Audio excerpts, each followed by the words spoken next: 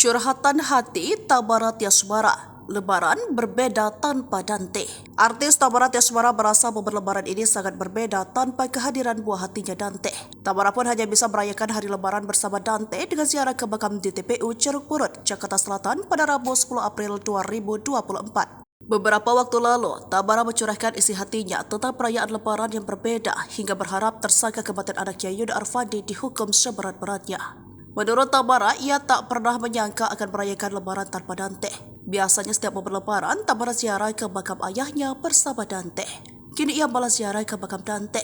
Tabara mengatakan meski sang buah hati kini sudah tiada, ia membuat kue-kue yang disukai Dante saat momen Lebaran. Di sisi lain, Tabara bersyukur berkas kasus kematian Dante sudah lengkap atau dinyatakan P21. Tabara mengatakan, sampai saat ini, ia pun belum mendapatkan permintaan maaf dari pihak Yuda dengan kejadian yang menimpa anaknya. Tabara mengatakan, ia ingin kasus kematian Dante segera selesai dan Yuda Arvandi bisa dihukum seberat-beratnya karena telah menghilangkan nyawa anaknya.